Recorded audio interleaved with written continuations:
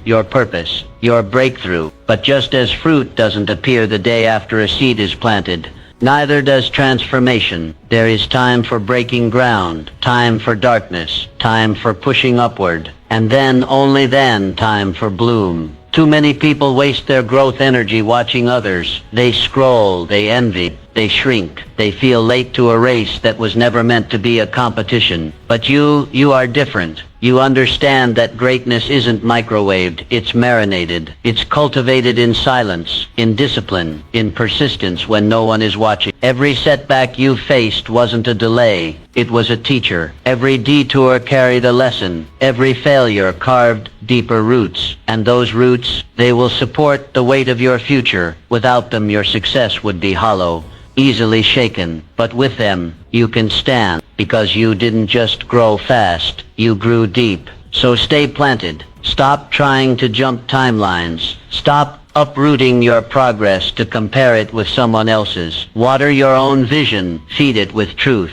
Protect it from doubt. Give it light through hope and action. And trust the process, because the process isn't punishing you, it's preparing you. When you focus on yourself, not out of ego, but out of commitment, you begin to see progress. Not always dramatic, not always obvious, but always real. Day by day you rise. Inch by inch you improve. The seed doesn't question the soil. It just pushes through. So must you. And then one day, without fanfare, you will look around and realize you didn't bloom because you chased applause. You bloomed because you trusted the process, because you stayed when others quit, because you believed when it was hard. And that kind of bloom, it doesn't fade, it multiplies. So no, you are not behind. You are blooming in perfect timing, in divine alignment. Your only job now is to stay focused on your own ground, to water your soul with discipline, to shield your dreams from comparison, and to trust that what you're building, though unseen, is unfolding exactly as it should. Because when you focus on yourself, you don't just grow, you blossom. Strength begins the moment you decide to stop waiting and start moving. The world conditions you to believe in perfect timing, as if success depends on planets aligning, inspiration striking, or someone finally giving you permission. But the truth is this: perfection is a myth, and waiting is a trap. There will never be a perfect mood, day, or set of circumstances. The people who win in life are not those who feel ready, but those who act anyway. They don't wait for clarity, they create it through motion. Most people stall their destiny not because they lack talent, but because they lack initiation. They delay decisions, postpone progress, argue with themselves in the name of preparation. But the mind that is trained to act, especially in the absence of comfort, becomes a powerful force. It becomes a mind that doesn't beg for permission. It leads. Proverbs 13:4 declares, "The soul of the sluggard craves and gets nothing, while the soul of the diligent is richly supplied." Craving without action is just a dream slowly rotting into regret. But diligence gets results. Diligence multiplies what motivation only promises. You don't build a strong mind by thinking about it. You build it by commanding yourself to move, even when it's hard, especially when it's hard. So how do you build that kind of strength? You train your responses. You stop waiting for energy to arrive and generate it through small, disciplined actions. You stop giving yourself multiple options and commit to one clear course. You get up at the time you said you would. You show up to the task whether you feel inspired or not. You stop negotiating with laziness, and instead you lead yourself like a general leading an army. Elizabeth Blackwell. She was rejected from every medical school she applied to, mocked even after acceptance, and constantly reminded that medicine was not a woman's field. But she didn't let those voices override the voice within. She didn't wait for the world to approve of her mission.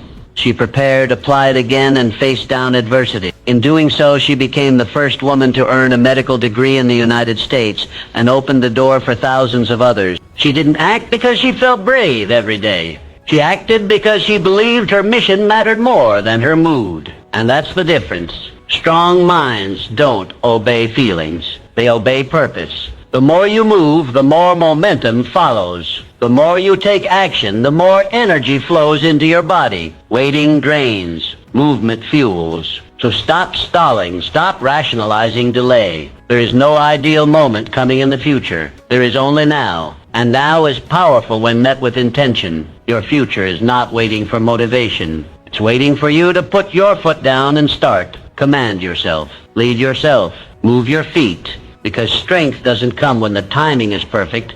It comes when your discipline becomes louder than your doubt. Your strongest mindset begins the moment you do. So begin. Focus on yourself by creating standards that refuse to shrink for convenience. This world is full of shortcuts, loopholes, and easy outs, and every one of them is a trap. The moment you start adjusting your standards to accommodate comfort, you begin a silent negotiation with mediocrity. And mediocrity, once allowed through the door, doesn't leave quietly. It takes over. The strength of your mind is directly tied to the strength of the line you draw and how fiercely you protect it. You cannot build a sharp mind with dull commitment. The standard you set in private becomes the results you show in public. And the greatest threat to your success isn't failure, it's compromise. It's the little voice that says, just this once, or no one will notice, but you will notice, and your inner integrity will begin to erode. One skipped discipline becomes a pattern. One broken promise becomes a mindset. Excellence doesn't die in one day. It bleeds out through lowered standards. Colossians 3:23 gives you a blueprint. Whatever you do, work heartily, as for the Lord and not for men. That's the formula for greatness. Not for attention, not for praise, but for purpose. You show up every day with your full effort, not because someone is watching, but because you are watching. You work like it matters because it does. Strong minds are not built by lowering the bar to meet your mood. They are forged by raising it and then rising to meet it every day, especially on the days when it would be easier not to. Strength comes from showing up when it's hard, staying committed when it's boring, and pushing forward when others quit. Discipline isn't about motivation, it's about alignment. Your daily effort must reflect the destiny you claim to want. Sojourner Truth, born into slavery, denied education, treated as less than human, but she refused to accept silence as her final chapter. She learned to read. She found her voice. She spoke truth in courts, in churches, in crowds, not because the world gave her permission, but because she gave herself a standard, and she refused to shrink. Her life was not easy. Her path was not straight, but her standards were unshakable. She did not bend to fear. She rose in power, and generations were changed because of it. You must do the same. Set a standard so high that it intimidates your comfort, one that demands your best, even in private, one that holds you accountable when no one else is watching. Your future doesn't need more excuses. It needs structure. It needs values. It needs non-negotiables.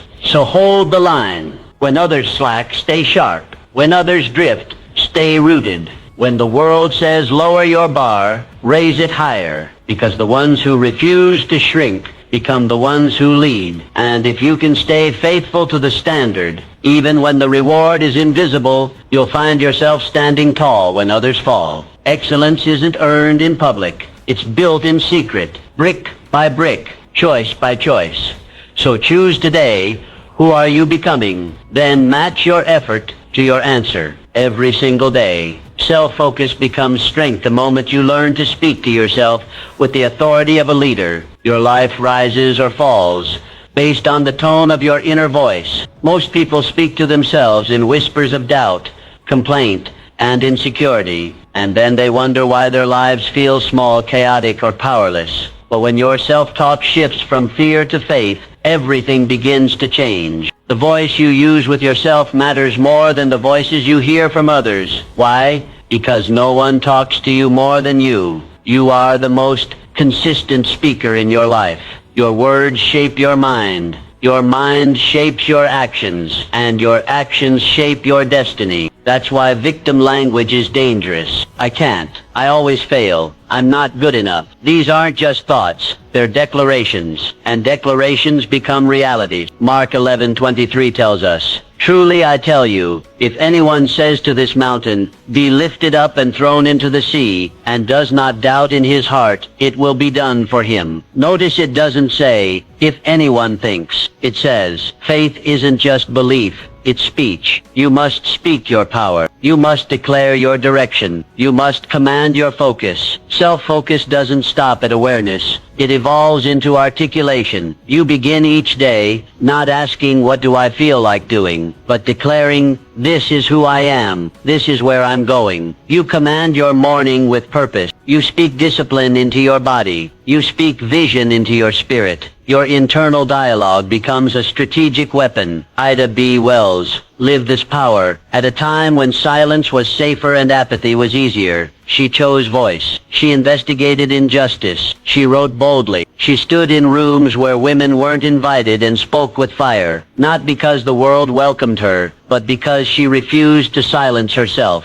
Her words moved mountains. They changed laws. They awakened consciences. But before she spoke to the world, she had to first speak truth to herself. That's where all transformation begins. So what are you saying to yourself? Are your words building strength or sowing self-doubt? Are you rehearsing problems or declaring purpose? Your inner dialogue is either a cage or a key, and you hold it. To train your voice is to train your identity. Speak as the person you are becoming, not the person you've been. Talk to yourself like a leader would, firm but kind, clear but visionary. Never passive, never pitiful. Command your thoughts like they are soldiers, because they are. And here's the secret. When you declare something with enough consistency, your spirit begins to obey. Your body aligns, your choices follow, your mind stops resisting and starts reinforcing. Action flows from affirmation. Speak excellence. Speak boldness. Speak integrity. Say what you seek, and then step into it. Because your voice isn't just for others, it's for you. It's the steering wheel of your focus, the volume knob of your belief, and the echo chamber of your destiny. Lead yourself with words that lift. Start speaking like the champion you were born to become. Focusing on yourself means forgiving yourself. This isn't weakness, it's wisdom. Because until you release what's behind you, you'll never reach what's ahead. So many are not stuck because of a lack of talent, but because they're tangled in their own past, not moving forward because they haven't let go. Shame doesn't just haunt you, it halts you. It freezes the potential that's trying to rise in you. Regret replays, guilt repeats, and every time you relive the mistake, you reinforce its weight. But the truth is this: you are not your past decision. You are your next decision. And the faster you accept that, the freer your mind becomes. You cannot lead yourself with chains on your feet. You must break them. 1 John 1:9 offers divine clarity. If we confess our sins, He is faithful and just to forgive us. That's not a maybe. That's a promise. Grace isn't earned, it's accepted. And once accepted, it's meant to empower, not enable guilt. Forgiveness isn't forgetting, it's releasing. Releasing the need to punish yourself. Releasing the habit of replaying failure. Releasing the belief that you are less because of what you did. The strongest minds are not those who have never failed, but those who no longer live in the failure. Those who have chosen to learn from it, grow through it, and rise beyond it. You cannot build your future in the ruins of yesterday. That's why self-forgiveness is not optional. It's foundational. Clara Barton, founder of the Red Cross, when reminded of someone who had wronged her deeply, she famously responded, "I distinctly remember forgetting that." She made a decision, not to erase the past, but to stop reliving it. She didn't let criticism reroute her mission. She stayed focused, and because of that, she changed the world. Imagine if she had chosen shame instead of strength, silence instead of service. We would have lost a legacy. You must do the same. Stop keeping records of your mistakes like trophies. Stop making your past the anchor to your present. You are not your worst moment. You are what you do next. That's where your power lives. To forgive yourself is to lead yourself. It's to say, yes, I fell, but I've also risen. It's choosing to put your energy into correction, not condemnation. Learn from it, apologize if needed, repent with sincerity, and then release it. There is no growth in guilt. there is only stagnation. And understand this, the faster your mind lets go, the stronger it becomes. The longer you carry what no longer serves you, the more it weighs you down. Mental strength is not just about endurance, it's about release, about knowing when to drop the baggage and move. You can't build the future you desire while living in yesterday's ruins. You were never meant to stay in your lowest chapter. You were meant to rise, to rebuild, to rewrite. And to do that, you must forgive. Speak grace to yourself. Lead yourself with mercy. And when the voice of shame whispers, remind it, that's not who I am anymore. Because the moment you release what's behind you, your future opens wide before you. And you, my friend, are finally free to walk into it. A focused mind does not beg for clarity. It builds it through vision. You don't wait to see where life takes you. You decide where you're going. Without vision, you become a drifter. You move through life responding to noise instead of purpose. You follow whoever shouts the loudest. But true strength, true focus comes when you choose a direction and commit to it with everything you have. Vision is not about what you see with your eyes. It's what you see within. And once that picture is clear, everything else begins to align. Your energy follows it. Your habits bend toward it. Your time gets reorganized by it. The clearer the vision, the fewer the distractions.